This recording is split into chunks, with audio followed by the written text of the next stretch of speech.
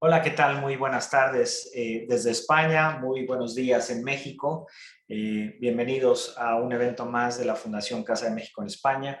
A través de nuestro programa México Enlaza, nuestra misión es poder acercar conocimiento de valor a la comunidad empresarial que está tratando de internacionalizar su proyecto aquí a este mercado. Mi nombre es Elías Hermida y en nombre, por supuesto, de nuestro presidente, don Valentín Díez Morodo, y la directora general de Fundación Casa de México en España, Jimena Caraza Campos, les damos la más cordial bienvenida en un seminario más de un tema especializado que estamos seguros que va a poder agregar muchísimo valor.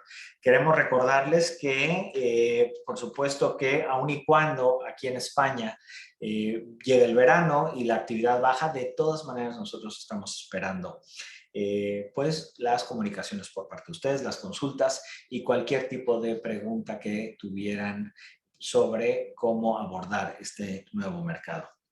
El día de hoy nos sentimos muy, pero muy honrados. Primero, de poder tratar un tema que tiene que ver con las claves de la forma en la que nosotros nos podemos comunicar con el mercado español. Es decir, de qué manera nosotros podemos articular nuestro mensaje de forma que tenga contundencia en un mercado distinto, que aun y cuando percibimos como que es muy familiar, de todas maneras, tiene particularidades que necesitamos observar.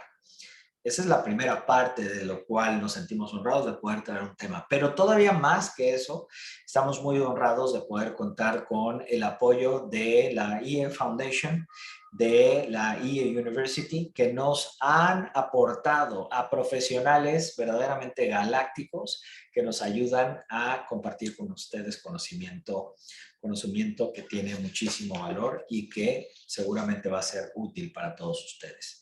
El día de hoy le quiero dar la bienvenida a Javier Bernat. Él tiene experiencia en compañías como Procter Gamble, British American Tobacco, Buongiorno. En la actualidad, Javier compagina su actividad en Speak and Span con la de profesor asociado de comunicación en el Instituto de Empresa y de Marketing y Publicidad en la Universidad Europea. Javier es doctor en comunicación y máster en comunicación de las organizaciones por la Universidad Complutense y licenciado en Ciencias Económicas y Empresariales y en Derecho por ICADE E3. Además de todo esto, es formador en habilidades de oratoria por SuccessWorks y es instructor de buceo diplomado por PADI Australia. Ha publicado el libro Alto y Claro, los 10 principios para hablar en público con seguridad, mensaje y entusiasmo con la editorial Lead. Para nosotros es un privilegio poder contar con Javier, poderle abrir este espacio para, y si me permites a manera de introducción, Javier, antes de comenzar la transmisión hablábamos de cómo existen algunas diferencias que son imperceptibles para quizá la naturalidad con la que abordamos la relación entre mexicanos y españoles, pero que de todas maneras nosotros necesitamos observar porque aun y cuando hablemos el mismo idioma, no es el mismo lenguaje. Y cuando estamos en el ambiente de negocios, los resultados es finalmente algo que buscamos y necesitamos aprovechar la mayor cantidad de herramientas que nos permiten conseguirlos. Y la comunicación a nadie se le escapa, que es una herramienta y es un vehículo que nos va a ayudar a poder conseguir las cosas, pero el día de hoy seguramente nos vas a ayudar a descubrir cosas que no entendíamos y que nos van a ser muy útiles para poder articular mejor nuestro mensaje para el mercado español. Así es que te doy la bienvenida, Javier. Muchísimas gracias por estar el día de hoy aquí con nosotros en Fundación Casa de México en España. Muchas gracias, Elías. Que yo lo de Galácticos se lo reservaba a los del Real Madrid, pero bueno, encantado de estar aquí con todos vosotros. La primera vez que me ardió la boca de verdad fue en Cancún, a donde no fui como turista a la playa, sino que ese año me recorrí Chiapas con una amiga y acabamos en Cancún en casa de un amigo mexicano y nos llevó a un restaurante y yo me atreví a pedir algo con chile habanero, porque esto no pica. Y acabé sudando, las gafas empañadas, llorando, me tuve que beber 1 litro de cerveza. Esa fue mi primera experiencia con el picante Luego me acostumbré porque viví 2 años en Bruselas y compartí mi piso con un señor de la India que ya acabó de entrenar mi estómago completamente. Pero desde entonces me di cuenta de que hay diferencias interesantes entre lo que hacemos en un país y lo que hacemos en otro. Y yo voy a hablar muy brevemente de las que creo que son las principales. Voy a obviar lo de chaqueta versus saco y Spider-Man o Spider-Man y las películas dobladas o no, y que si salimos muy tarde por la noche y estamos siempre de fiesta, ¿no? Bueno, eso es lo obvio, ¿no? Aparte de los molletes, por ejemplo, que allí tienen frijoles y aquí no tienen frijoles los molletes. Esas son las cosas obvias que te encuentras primero. Lo que creo que es muy relevante en lo que tiene que ver con las diferencias. La primera más importante es que los españoles somos más directos y somos menos sentidos. Y esto lleva a una consecuencia que es el tema de las florituras. Con florituras me refiero a que cuando yo tengo muchos alumnos mexicanos en el Instituto de Empresa y cuando abren sus comunicaciones conmigo siempre me dicen: queridísimo profesor, es un honor poder corresponder con usted y muchas gracias por tal. ¿Y por qué? ¿Qué quieres decir? Ve al grano. Por ejemplo, antes Elías nos ha dicho a todos que estaba muy honrado de tenerme aquí. Pues yo también estoy muy honrado, pero eso es algo que en España probablemente no se dijera, ¿no? Porque muy honrado. Muchísimas gracias por venir, es un honor para nosotros y ya a lo mejor, pero lo de honrado igual no. Entonces, ¿esto es bueno o es malo?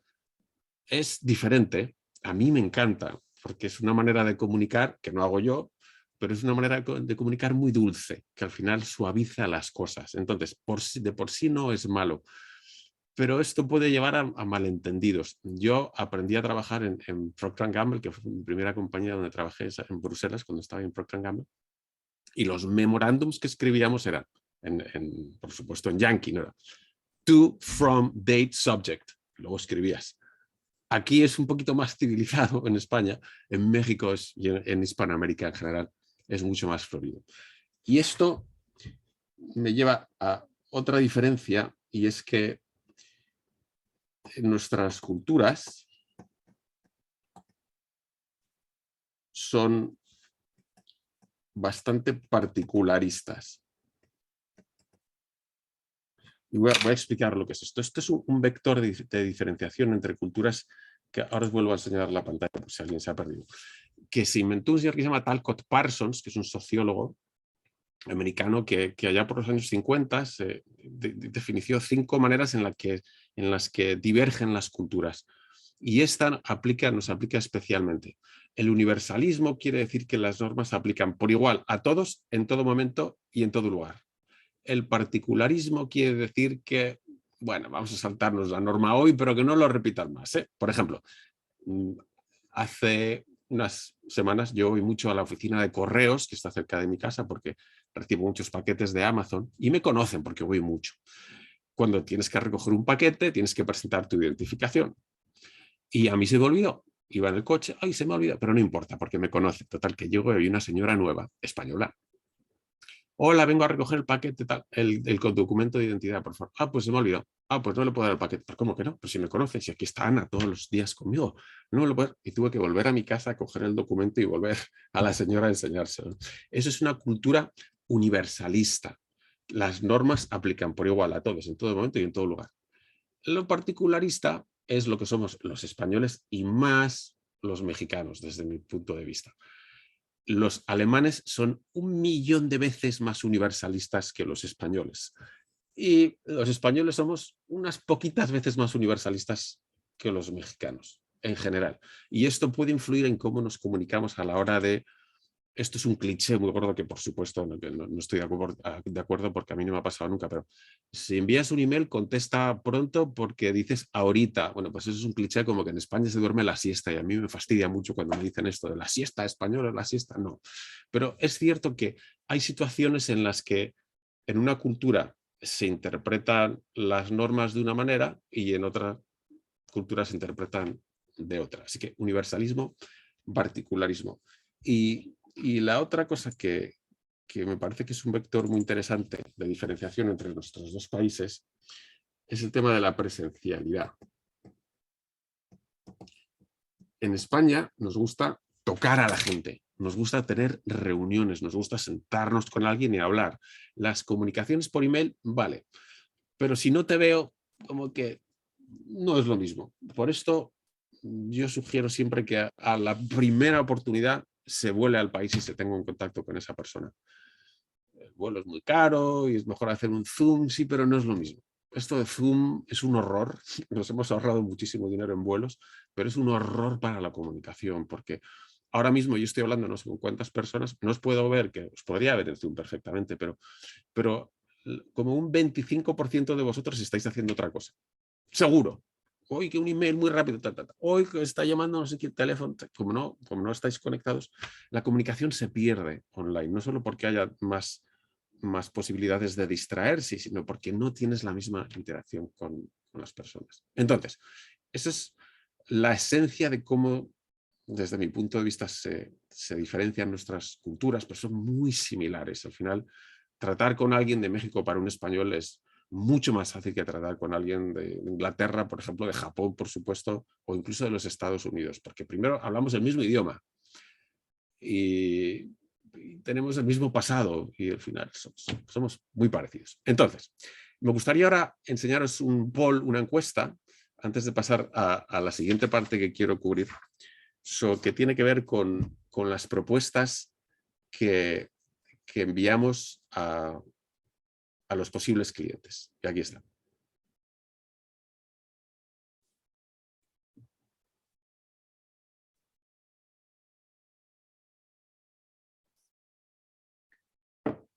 Vamos a esperar a que conteste todo el mundo y enseñamos los resultados.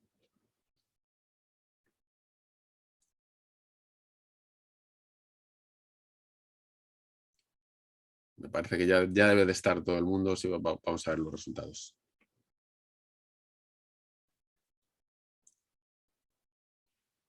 Entonces, muy pocas. Es que siempre es así. Es como en marketing. Cuando haces marketing directo, si tienes por encima del 1% de respuesta, vas buenísimo. Esto no es lo mismo porque el contacto es más personal, pero en general esto es lo que ocurre. No se suele tener mucha suerte cuando se envían estas propuestas. Entonces, ¿qué podemos hacer para que nuestros envíos de propuestas tengan más éxito? Voy a compartir con vosotros este PowerPoint que voy a utilizar como guía. Y aquí tenéis lo primero que ocurre. Este es nuestro neocórtex, que es lo que nos permite pensar, interaccionar, inventarnos cosas. Y luego está nuestro cerebro, el de por abajo, el primitivo. Entonces, tenemos primero que ahorrar energía. Esto es fundamental, porque si nos ocupamos de todo lo que nos rodea, al final no tenemos recursos suficientes para sobrevivir. Entonces, lo primero que buscamos es sobrevivir. Segundo, encajar en el grupo, que también es sobrevivir, porque somos animales sociales y nos dedicamos a ver qué es lo que está pasando a nuestro alrededor con las personas de nuestro entorno social. Y por último, nos enfocamos en resolver otros problemas que nos puedan surgir. Por ejemplo, una propuesta de negocio que me manda alguien desde México.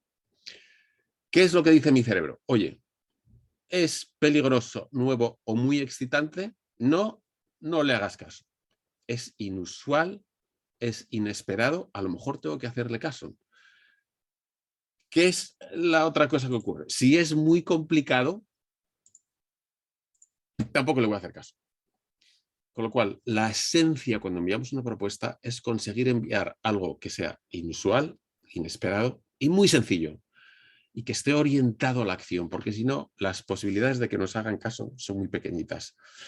Tengo aquí lo que he visto que enviáis en alguna propuesta que me ha dejado ver Elías, y estas serían las partes. A lo mejor otros seguís otro esquema, pero yo lo que os voy a sugerir es algo que tal vez tenga más potencial de pegada, que es jugar con lo que tenemos aquí, pero reordenarlo de alguna manera. Entonces aquí vemos cuál es la oportunidad, cuál es el problema que tiene esa persona o el consumidor o el usuario final que se dirige a nuestro posible producto, cuál es la promesa única de valor, la solución, la ventaja competitiva, etc. Entonces, primero, promesa única de valor, solución y oportunidad son bastante similares. Esta clasificación de cómo este ordenamiento de lo que enviamos me recuerda a esto de misión, valor y ¿cómo es? Mission, vision y values. Esto que la mitad de la población empresarial no sabe lo que es y nos inventamos cosas muy raras. Esto tiene que ver, porque son conceptos difíciles de entender. Entonces yo lo que sugiero es, primero, ¿cuál es el target? ¿A quién te estás dirigiendo?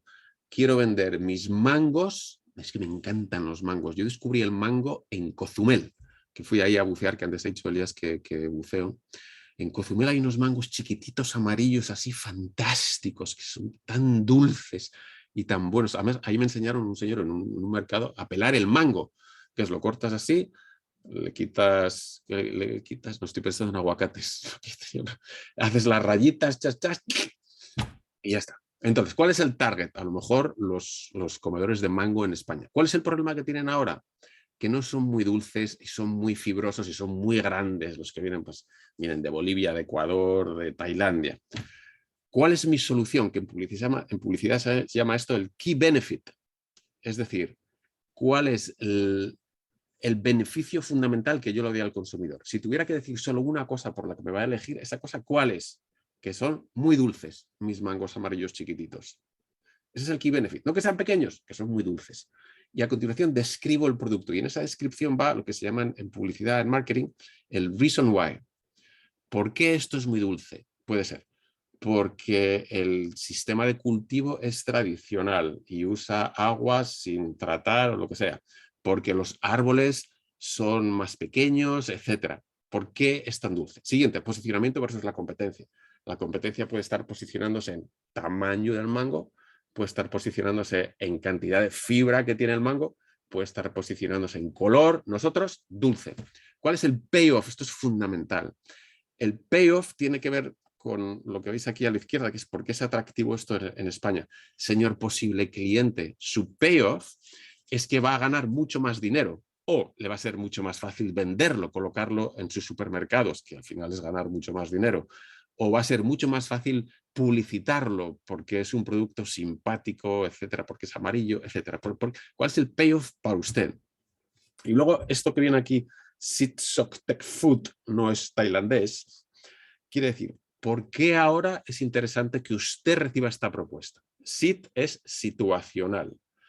Por ejemplo, hay un conflicto en este país exportador de mangos, que puede ser pues, Tailandia, otra vez, y está bajando la exportación de mangos desde ese país, está subiendo el precio. ¿Cuál es el factor que hace que usted quiera comprármelo ahora, que yo le voy a dar mangos sin parar? No tengo ninguna limitación situacional. Social, las personas están yendo contra el azúcar procesada y quieren azúcar natural en la fruta porque se ocupa mucho más de su salud, por ejemplo. Tech es tecnología. ¿Hay algún factor tecnológico que incida en el éxito de este producto que yo le estoy ofreciendo? Podría ser pues, que es más fácil encontrarlo a través de Internet que nunca y la gente está mucho más despierta en cuanto a las propiedades de esta fruta. Y food quiere decir futuro.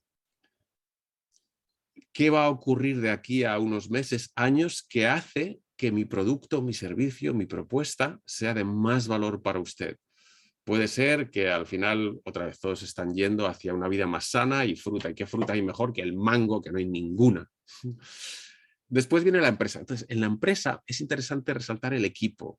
¿Por qué? Porque no te están viendo la cara. La propuesta que envías es a través de un email, probablemente es un anexo. La compañía lleva 80 años en nuestro país y la fundó mi bisabuelo. Vale, eso está muy bien. Pero ¿tú cómo te llamas? ¿Quién eres? ¿Qué cara tienes? ¿Eres ingeniero? ¿Qué has hecho? ¿Eres hortofrutícola el mejor del mundo? ¿Cuál es el equipo y cuál es mi director de esto y mi director de lo otro? Y luego siguientes pasos concretos. Siguientes pasos concretos no es, estamos a su disposición si necesita más información. Si dices eso, nadie te va a hacer ni caso. Siguientes pasos concretos es, ¿quién hace qué, cuándo? Que si estás planteando una propuesta puede ser muy agresivo, pero ¿quién? Estoy a su disposición yo para verle en el mes de septiembre, porque estoy en España, para discutir esta propuesta en más detalle o para acordar nuestro primer embarque o lo que sea. ¿Quién hace qué, cuándo? Entonces, esto es lo que os sugiero que puede ser interesante para articular la propuesta de manera que sea comercial. Y de todo esto, siempre hay que concentrarse en un mensaje. Esto es esencial en comunicación. Tienes que ser un mensaje. No es que mi mango es amarillo, redondo, pequeñito, dulce, es de México y le gusta a todo el mundo y tiene alto contenido en azúcar y bajo en fibra. Eso no, se les va a olvidar todo. Un mensaje es, este mango es el más dulce del mundo. Eso es un mensaje. El mensaje puede ser el key benefit, que es lo que acabo de hacer. Este mango es muy dulce. El mensaje puede ser el payoff también, que es este producto va a conseguir que sus beneficios se disparen por encima del X% versus otras posibilidades que tiene de importación de mangos. Puede ser también la situación o el factor situacional, el factor social. Un solo mensaje. Eso vende. Más de un mensaje se les olvida a todos. El error número 1 en la comunicación empresarial, sobre todo hablando en público, es que no hay mensaje. El tipo llega, les cuenta todo lo que sabe, sale de ahí. ¿Cuál es el mensaje? No sé, ha sido muy interesante, pero cada uno lo interpreta a su manera. Entonces, esto en cuanto al aspecto comercial de contenido, qué es lo que debería tener una propuesta para tener éxito. Ahora me gustaría hablar de esa propuesta que adjuntamos, que suele ser un PowerPoint. El PowerPoint es un horror. A mí me encanta PowerPoint, porque yo empecé a trabajar cuando no existía PowerPoint y lo usaba para presentar sin tener que aprenderme lo que estaba presentando. Era como la chuleta, que se llama en España. En México creo que se llama copiolina, acordeón se llama en México. Y qué cómodo, PowerPoint fantástico. ¿Cuál es el problema? Que se convierte en un documento que proyectas en la pantalla, o en este caso un documento que envías en formato de ayuda visual, que no es un documento. Entonces, lo que sugiero hacer siempre que se envíe un PowerPoint es primero escribirlo, como tenéis aquí, en un Word. Y después extraes la esencia, que es lo que colocas en el PowerPoint. Pero es muchísimo mejor enviar un Word. Si queréis con fotos, con gráficos, pero un Word que explique la propuesta. No tiene que ser 27 páginas, puede ser un resumen ejecutivo de 1 a 2 páginas. Pero eso se digiere mucho mejor que un PowerPoint. Más cosas sobre PowerPoint. Una sola idea por diapositiva. Si enviáis un PowerPoint, una idea por diapositiva. No importa cuántas diapos tienes, importa cómo las pasas de deprisa, hablando en público. En este caso, cuánto tardan en leerlas. Si tienes una sola idea por diapositiva, va a ser mucho más fácil de digerir para el usuario final que si tienes la diapositiva llena de ideas. En lo que he visto no ocurre esto, pero esto lo veo todos los días. Las diapositivas repletas de información. Está el logo del cliente, tu logo, la fecha, el número de página, el pronóstico del tiempo, líneas y índice. Esto es un horror. Idealmente no tengas más de 2 áreas de texto por diapositiva. 2, 3 ya son demasiadas. Aquí tenemos 1, 2, 3, 4, 5, 6, más los logos, que no podemos considerar texto, pero ya son 8 zonas en la diapositiva. Eso tiene demasiada información. ¿Qué ocurre cuando usas bullets? Todo esto que veis aquí. Los bullets no son muy recomendables. Es mejor poner la línea sin el puntito a la izquierda.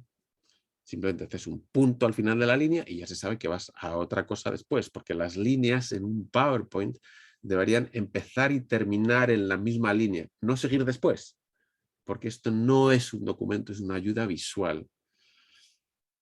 Y bullets mejor no, pero una regla muy fácil, usáis bullets como si no usáis bullets, es no tengáis más de 6 por página, 6 líneas por página. Si usáis bullets, mejor quitarlos, pero esos bullets introducen líneas, 6 por página ya empieza a ser demasiado. Esto es un título, esto es un titular. Voy para atrás. Título que no dice nada, es como una entrada en un diccionario. Titular.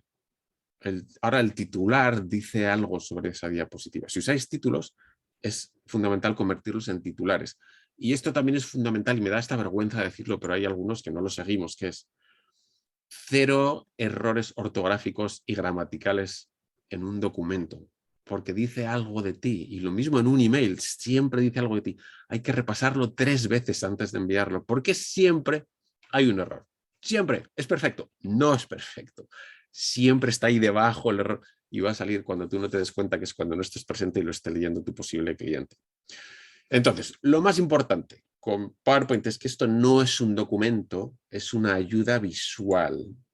Si queréis usarlo como documento, y porque es la costumbre, la tendencia, lo que espera el cliente, hay unas normas sencillas que se pueden aplicar para civilizarlo, de manera que se parezca más a lo que es una ayuda visual interesante de leer. Y por supuesto, cuando uséis PowerPoint, por favor, no pongáis gracias al final, en la última diapositiva. Esto es un desastre. La última diapositiva no contiene gracias. Ya sé que en México somos más sentidos, pero no es gracias, es el mensaje.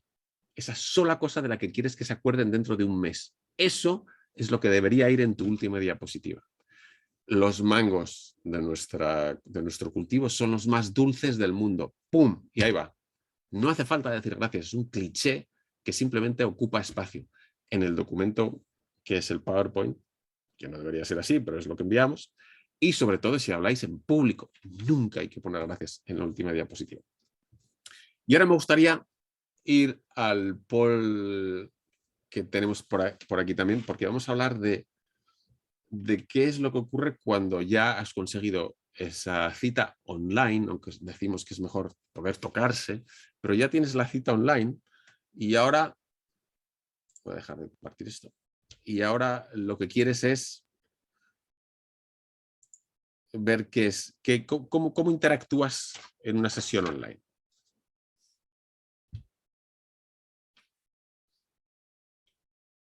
¿Nos sentimos más cómodos o menos?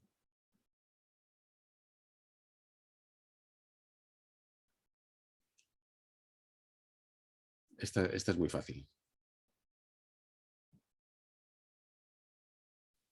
Vamos a dejar unos segundos más por si alguien está dudando. Y yo creo que ya podemos verlo.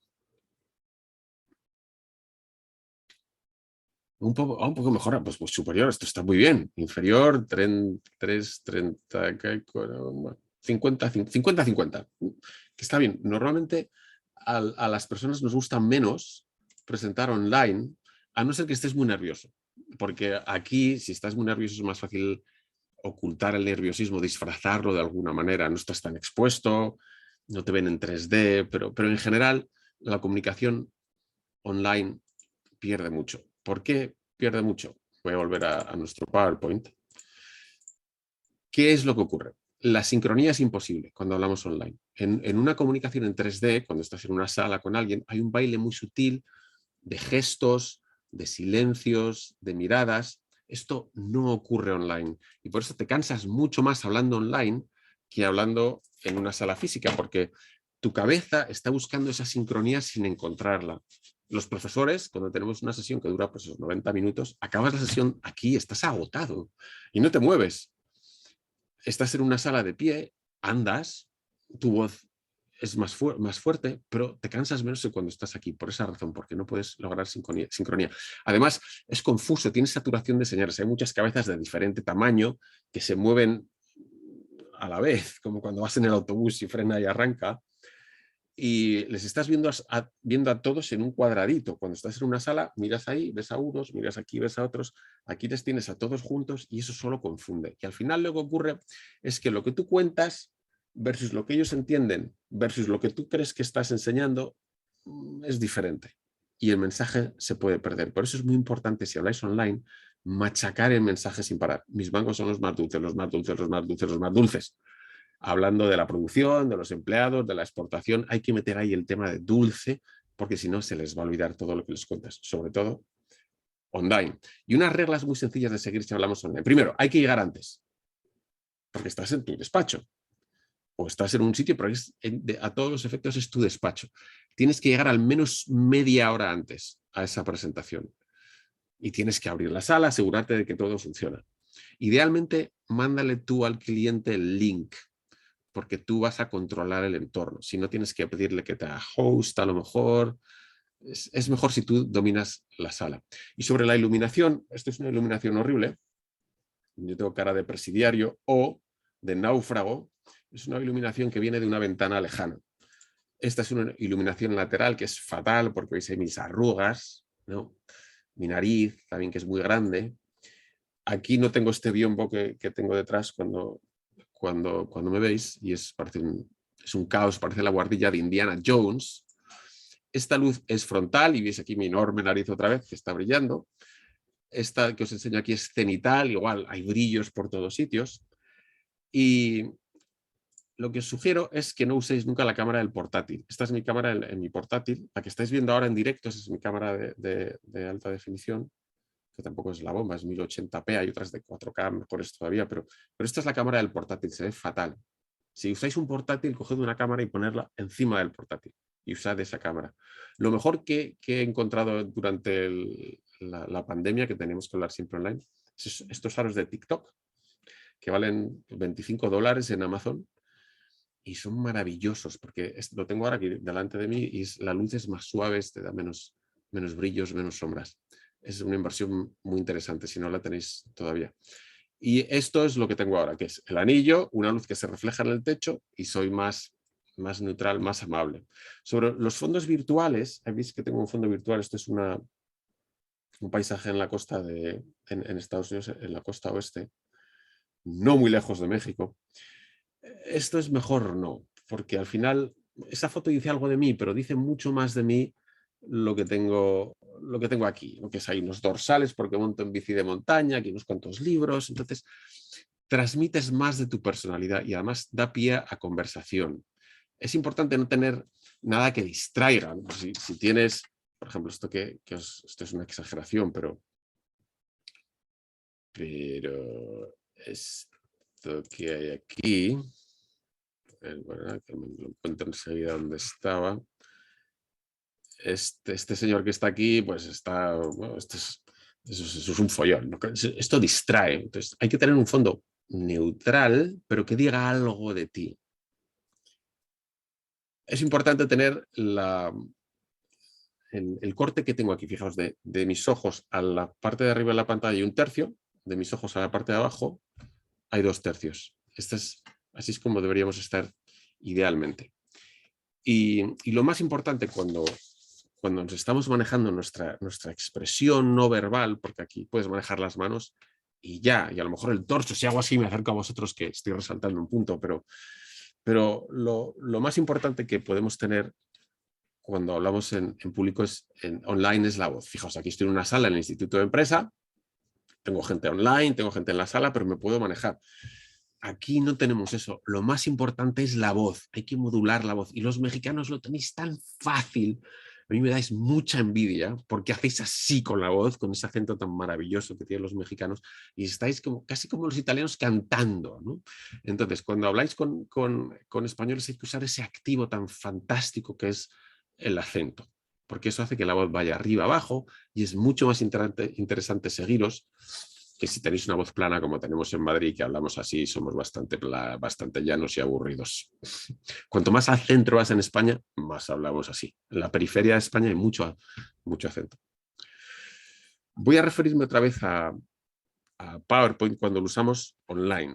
Online, este es el modo folleto de PowerPoint, que es lo que solemos ver, que son muchas líneas de texto. Este es bonito porque es unas moléculas y colores, tal, pero este es el modo folleto. Este es el modo cine. Cuando usamos PowerPoint online, tenemos que escribir mucho menos en cada diapositiva y tenerlo como si fuera una película que está acompañando lo que decimos, porque si no van a desconectar. Otra cosa importante es, con PowerPoint online, cuando hablamos online, es trata de no escribir más de 20 palabras por diapositiva. Idealmente, cuando presentas en una sala física, igual.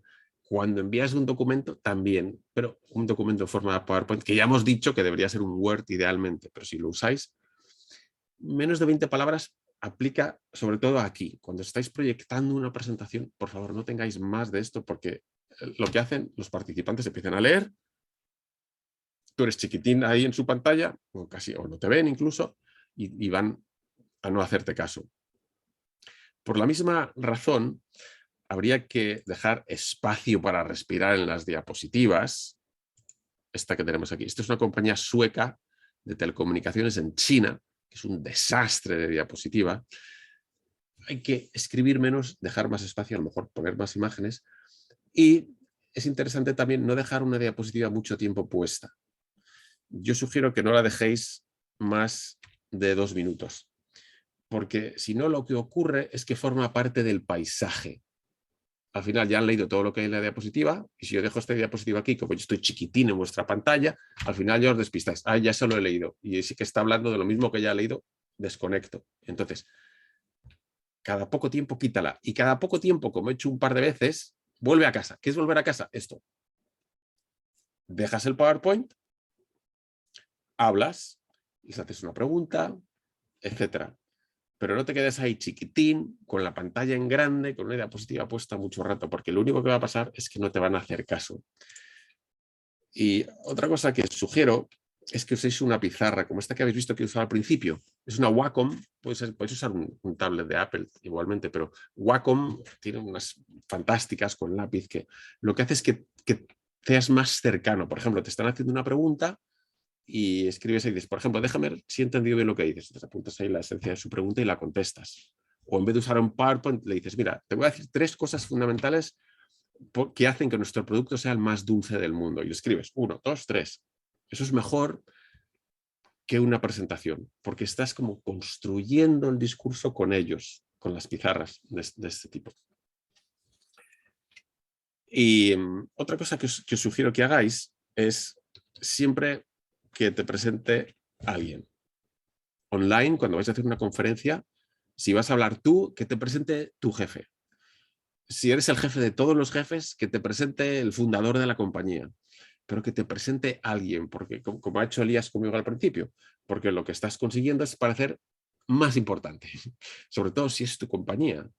Y los españoles somos, esto es otro vector de diferenciación entre culturas, somos más de adscripción que de logro. Adscripción es que soy marqués.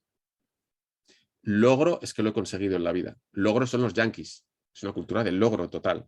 Los latinos somos más de adscripción. Por eso nos llamamos entre nosotros doctor, que eso lo hacen mucho más los mexicanos que los españoles, por ejemplo, ¿no? Entonces es bueno que te presente a alguien. Y con esto me gustaría ir al último poll que tenemos para contaros otra cosa, porque vamos a hablar un momento de emails.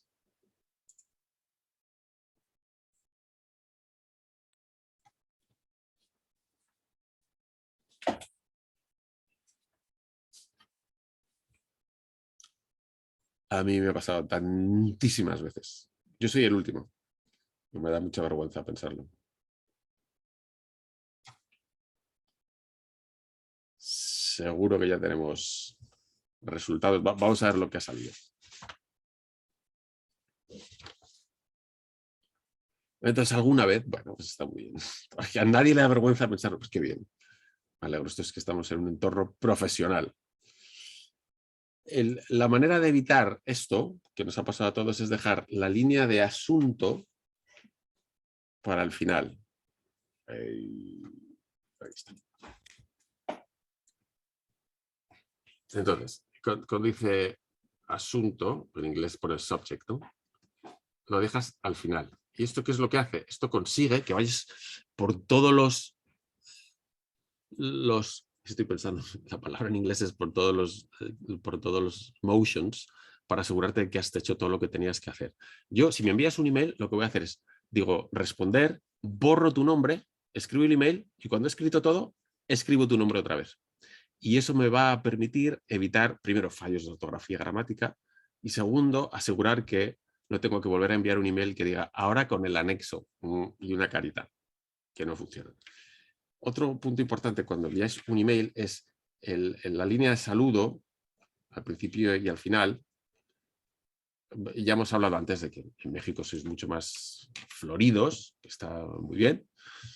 Si queréis ser más españoles, pues en vez de decir queridísimo Javier, espero que te encuentres bien tú y tu perro y las vacaciones, en vez de eso, estimado Javier, un gusto saludarte otra vez. Y sigues. Pues, se aproxima más a cómo lo hacemos en España. Y luego al final yo os sugiero una cosa que es normalmente todos tenemos un pie de firma. Sobre ese pie de firma estándar que pone Javier Bernat, en este caso profesor asociado al Instituto de Empresa, tal. Yo siempre pongo Javier. escribo mi nombre, Javier. Y eso hace que la comunicación sea más cercana. Si es nuestra primera comunicación, igual no lo hago, porque todavía no te conozco y tal vez es un poco demasiado cálido. Pero en cuanto nos intercambiamos un email, ahí va a ir mi nombre siempre. Javier, porque el email es una forma de comunicación. Cualquier mensajería instantánea es fría, es distante, no te ves, puede dar lugar a confusión y lo que haces es aproximarte más a la persona cuando haces esto. Otro punto importante con el email es siempre contesta en un máximo de 24 horas. Y otra vez, esto no lo digo porque seamos latinos, esto se lo digo a los alemanes igual. Nunca dejes un email más de 24 horas sin contestar, porque esa persona va a creer que no le importas.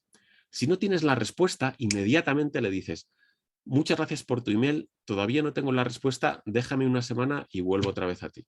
Y va a pensar, pues, qué bueno, le gusto, va a pensar. Otra cosa importante es los fines de semana. Esto tal vez es obvio, pero hay muchas personas que lo hacen. Los fines de semana nunca se envía un email, a no ser que tu cliente lo esté esperando. En ese caso, por supuesto, te adaptas al cliente. Si el cliente trabaja sábados, domingos y viernes a las 3 de la mañana, pues tú te adaptas. Pero yo lo que hago, si tengo que enviar un email y lo hago el fin de semana, lo programo para que deje mi ordenador el lunes a las 7 de la mañana. Y entonces el tipo piensa, uy, Javier, ¿cómo trabaja? Se levanta tan temprano los lunes para hacer cosas. Pero no envíes un email cuando el tipo está viendo un partido de fútbol de su hijo, porque te va a odiar. Hay personas que no contestan a los emails, sobre todo, lo hemos visto al principio.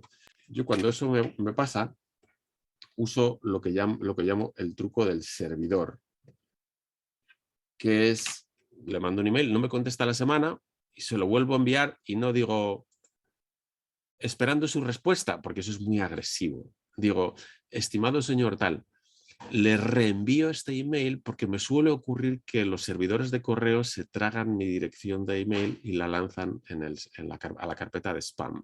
Estoy diciendo, eres un grosero, no me estás contestando, pero se estoy diciendo de manera diplomática. Y si no lo haces, se va a quedar ahí. Ya hay personas que no te van a contestar nunca. Yo tengo unos cuantos de esos también, de posibles clientes que son bastante mal educados. Pero la manera de sortear esto, una de las maneras más fáciles es usar el truco del servidor. Y me gustaría terminar con algo que tiene que ver con nuestras dos culturas. ¿Qué es lo que se hace en los emails y en otras cosas en general en las diferentes culturas? La mexicana es más relajada que la española, que tampoco es muy formal. En los formal podíamos meter ahí a los suecos, a los japoneses y a los austríacos fácilmente, y nosotros estaríamos a la izquierda. Pero también hay diferenciación entre nuestras dos culturas, como hemos dicho al principio. Hola, ¿qué tal? ¿Cómo estás? Estimado, muy señor mío. Nos vemos, en España decimos un saludo y ya. Hasta pronto. Ahí, atentamente, mis mejores deseos. Espero que se encuentre bien, etc. El anexo, aquí va el anexo. En el anexo va a encontrar chas, chas, chas, chas. Eso es más formal, menos coloquial. Esto ya lo hemos hablado. Críptico o rodeos para llegar a lo que quieres decir al final. Formalismo, las jerarquías, estos títulos que se inventan los yankees de Chief Evangelist, que a mí me hace mucha gracia, pero ¿eso qué es? Eso se lo inventó Tom Peters, el gurú de ex McKinsey del management en los años 80, principios de los 90, y de repente todo el mundo tenía en su tarjeta Chief Evangelist. Yo soy director general, perdónenme, pero bueno, también suele ocurrir. Email, teléfono, y hay otras diferencias, pero ahora lo que me gustaría hacer es parar y abrir la sesión para preguntas. No sé si no hay preguntas, os cuento otras cosas, pero no me gustaría terminar más tarde de las 5, que es lo que tenemos programado. Javier, pues sí, tenemos algunas preguntas y sobre todo inquietudes que la comunidad nos ha compartido a lo largo de este tiempo que hemos estado trabajando con el programa México Enlaza, que a mí me gustaría poderte compartir, independientemente de, por supuesto, agradecerte, porque yo me he quedado y a manera de introducción para las preguntas, quiero hablarte de algunas cosas que estuve yo apuntando aquí. Y creo que saco como conclusión el que nos has invitado a fijarnos en los detalles de nuestra comunicación. Más allá del aspecto estratégico de lo que seguramente de forma natural entendemos perfectamente que lo que queremos es tener resultados, comunicar lo mejor posible, etcétera, etcétera. Tal parece que en ese camino donde hay muchísimas ruedas y muchísimas cosas que están participando en esta comunicación, como quizá el vehículo, ¿no? La herramienta de tecnología, el texto que ponemos, el formato en el que lo hacemos, el momento en el que lo hacemos, toda esa serie de detalles donde nosotros no ponemos atención y simple y sencillamente disparamos, bueno, pues eso resta contundencia a nuestro mensaje. Entonces, apunté palabras, ¿no? Como sencillez a la hora de comunicarse, relevancia a la hora de pensar más en la persona que lo recibe que en mí. Yo puedo tener una idea sobre mi producto, sobre mi servicio, sobre lo que yo entiendo, pero es importantísimo tener esa empatía para poder comprender qué es importante para las personas que están frente a mí y que van a recibir el mensaje. Hablaste del lenguaje, ¿no? La forma en la que puede articularse el lenguaje. Hablaste de la firma, ¿no? Como simple y sencillamente no nos ponemos a pensar que aun y cuando tengas tú ese gráfico donde hable de tu cargo y de tu empresa, si tú pones simplemente la palabra Javier, pues ya estás acercando esa comunicación y la gente se sentirá mucho más familiarizada con tus comunicaciones y se sentirá mejor. El horario. Muchísimas veces, especialmente cuando estamos hablando de comunicaciones transatlánticas, nosotros, en nuestra experiencia, recibimos comunicaciones a deshoras que quizás se pueden perder en ese mar de comunicaciones, como decías tú, que tienes o en el momento en el que estás. Si a mí me mandas un mensaje de WhatsApp a las 11 de la noche, que son las 6 de la tarde en México, 11 de la noche, que no son las 6 de la tarde, pero pero es la tarde en México, bueno, pues simple y sencillamente para ti es natural enviármelo a esa hora, pero no entiendes que yo en ese momento no lo voy a contestar, lo voy a contestar después y quizá se va a traspapelar ese mensaje, ¿no? Entonces, yo me quedo mucho con la idea de todos los detalles en los que tenemos que cuidar y que en su conjunto pulen nuestra comunicación y nos ayudan a tener mejores resultados. Entonces, en el tema de preguntas, pues por supuesto, Javier, nos encantaría que nos compartieras. Vamos a empezar por la parte más difícil, ¿no? ¿Cuáles crees tú que son los errores más graves que podrían cometerse en la comunicación con una contraparte española? Quizá hay ciertas expresiones, quizá hay ciertos temas, quizá hay ciertos aspectos que nosotros tendríamos que cuidar y decir, no, no te metas en esta parte, no toques esto, no lo hagas de esta forma, para poder mejorar tu comunicación. ¿Qué es lo que opinas al respecto de esto? Bueno, probablemente, ya me he referido a ello, pero probablemente el error más común es no entender que el español es más directo que el mexicano. Y te vas por las ramas, como los ingleses de alguna manera, ¿no? Esto lo he oído, yo he trabajado mucho con ingleses y al final no sabes lo que quieren decir. Los japoneses también lo hacen, pero de otra manera, porque dicen sí a todo, ¿no? Pero no es sentir que el tipo que tienes delante a lo mejor no está yendo a lo que tú quieres. Yo como español, oye, yo quiero asegurarme de que me has entendido y que esto es lo que tienes que hacer. Yo no he trabajado nunca en México, pero sí tengo compañeros que han trabajado ahí y lo que destilo de lo que me cuentan es, en México las cosas no quedan claras a la primera. Yo creo que lo he dicho claro, pero como que al final, ¿por qué no está ocurriendo? Y es que el tipo ha interpretado otra cosa, tal vez, y tiene que ver con ser más o menos directos. Muy bien, Eso, Javier. eso sería lo más importante, aparte de no decir coger y estas cosas, sería lo más importante, yo Sí, creo. existen expresiones, ¿no? Que por supuesto que cada vez nos hemos familiarizado más con poder entender esas diferencias, pero sí existen expresiones que pues, definitivamente en algunos momentos nos llaman la atención. Y queremos invitar a las personas que están viéndonos y que se han mantenido en esta transmisión, que hagan preguntas a través del chat, que por supuesto que estamos deseosos de recibirlas para poder hablar sobre eso. Más preguntas que tenía yo apuntadas aquí. La pandemia vino y nos obligó, y también has hablado de eso, a tener videoconferencias, ¿no? Para nosotros ya era normal hacerlo así porque finalmente la gran mayoría de los empresarios pues tienen que comunicarse de forma digital. Hablaste de ciertos aspectos que nos ayudan a presentarlos de forma más profesional. Sin embargo, todavía hay mucha gente que es reacia a utilizar las videoconferencias y se sienten incluso más cómodos únicamente enviando una presentación de PowerPoint, enviando un correo electrónico. Y a mí me gustaría que pudieras hablarnos de la enorme diferencia que existe entre los resultados de una videoconferencia, por más que no nos sintamos cómodos frente a la cámara, a una comunicación que se vuelve mucho más impersonal con el correo electrónico o con un documento adjunto, ¿no? La diferencia más importante entre un email con un documento adjunto y estar aquí es la voz. Porque, y digo la voz porque a veces no me puedes ver la cara, pero si yo te escribo un email y te digo, estimado Elías, coma, muchas gracias por tu último mensaje, punto. Me gustaría cerrar contigo una reunión en las próximas semanas en Madrid, punto, ¿no? Y tú lees eso, o yo leo eso que me estás imitando tú ir a México y digo, hola Elías, ¿qué tal? ¿Cómo estás? ¿Qué te parece si nos vemos en España? Porque, pues, mira, ahora verano, antes o después del verano, como tú quieras, porque sería un placer para mí recibirte en lo que es mi casa y es tu casa, que es nuestra oficina, porque tal, te estoy diciendo lo mismo. Cambio algunas palabras, pero la comunicación en 3D es la mejor. Yo he dicho antes que esto es un horror, pero el email es mucho más horroroso. Entonces aquí tienes la oportunidad de ese contacto.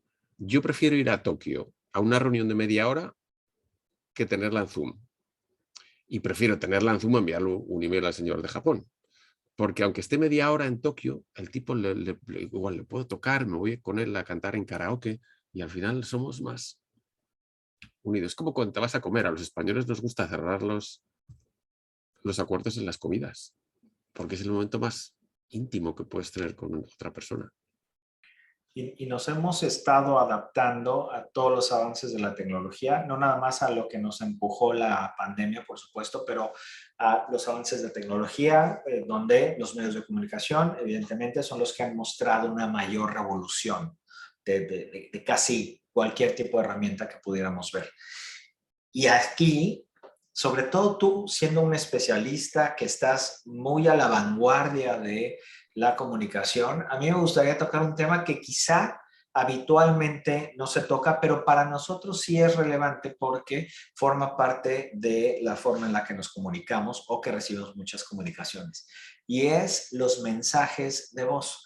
A nadie se le escapa que empresas o plataformas de mensajería instantánea como WhatsApp, que se han vuelto muy populares, pues nos ayudan a darle cierto dinamismo a las comunicaciones. Algunos argumentarían que ese dinamismo le resta formalidad, le resta esa visión corporativa o esa solemnidad que podríamos utilizar en una comunicación de negocios. Sin embargo, otras personas opinarían que esa velocidad nos permite, pues, darle mayores resultados o resultados más rápidos a la comunicación.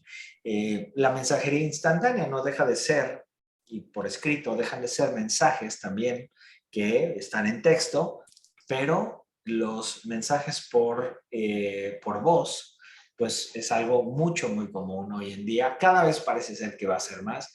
¿Qué es lo que tú opinas con respecto a este tipo de mecanismo en un ambiente de negocio? Aléjate de los mensajes de voz. en un ambiente de negocio. Bueno, primero, lo que transmites es que no eres muy profesional. Porque mensajes de voz yo le mando bueno, yo no mando mensajes de voz nunca, pero me los mando a mis hijos, me mando un señor muy mayor que le cuesta escribir a lo mejor. Entonces, primero, profesionalidad decae. Luego te vas a equivocar. Si yo te mando un WhatsApp, antes de decir enviar, lo releo y me aseguro que no tiene ninguna falta de ortografía ni de gramática. Yo no uso acrónimos diminutivos, etcétera, en WhatsApp, cero. Es como si estuviera escribiendo un libro, igual. Porque cada cosa que sale de ti está diciendo algo de ti. Y cuando lo mandas grabado, vas a decir, bueno, vas a dudar, te va a salir mal. Y la tercera razón es que parece que no sabes escribir. Y saber escribir transmite que esto está bien amueblado. Cuando escribes bien, lo que estás transmitiendo es soy una persona inteligente. Cuando estás mandando un mensaje de voz es que este señor no sabe escribir, por eso lo manda. Es conveniente, es muy rápido, es como cuando dictas a tu secretaria en el cacharro y luego se lo dabas, ¿no? Hace años, pero yo prefiero que no. Me parece que no funciona. Es lo mismo que usar emoticonos en un entorno profesional, no funciona. Es increíble porque lo que nos comentas y tú como un profesional de la comunicación, estamos muy acostumbrados, como dices tú, en el ambiente informal a poderle dar esa velocidad a la comunicación. Pero lo que nos dices hace total sentido y regresamos exactamente a lo mismo. Estamos hablando únicamente de detalles muy importantes, muy significativos, pero de detalles que van abonando a una comunicación que generan una sensación, más allá del mensaje que puede tener, la claridad que queramos, la información suficiente y que sea útil para el receptor, no dejan de haber aderezos que ayudan a que esa comunicación pueda generar cierta sensación en el receptor y pueda percibirla de otra manera, ¿no? Yo me quedo con muchísimas cosas, insisto, estuve apuntando muchísimas de las cosas que mencionaste el día de hoy, Javier, y me quedo muy satisfecho, como seguramente se queda toda la gente que ha estado presente el día de hoy aquí, Javier. Yo sé que por supuesto que estás disponible para que la gente pueda preguntar, quizá en un futuro, cualquier cosa que tengan, porque así lo hablamos. Vamos a darle seguimiento a todas las personas que se registraron en este webinar y vamos a compartirles la grabación y algún mensaje que tú quieras que les hagamos llegar para que puedan tener acceso a este contenido, lo puedan tener a la mano y les pueda servir. Yo quiero, Javier, agradecerte enormemente a nombre, insisto, de nuestro presidente, don Valentín Díez Morodo, también de nuestra directora general, Jimena Caraza Campos, que hayas estado el día de hoy con nosotros, que tanto la Fundación IE como la Universidad IE nos hayan ayudado a poder contar con alguien como tú y por supuesto que sabemos que esta es la primera de muchas y te esperamos nuevamente aquí en la Fundación Casa de México. Muchísimas gracias, Elías. Ha sido un placer para mí siempre tratar con México y el honrado soy yo. Muchísimas gracias. Gracias y nuevamente gracias a todas las personas que el día de hoy nos acompañaron. Por favor, manténganse muy, muy pendientes y ya saben que cualquier tipo de comunicación y cualquier consulta que tengan sobre proyectos de internacionalización para este mercado, el mercado español, estamos muy, muy deseosos de poder recibir cualquier tipo de pregunta que tengan para poder ayudarlos a traer su proyecto empresarial a España. Nuevamente, muchísimas gracias y espero que tengan un resto del día maravilloso. Hasta luego. Adiós.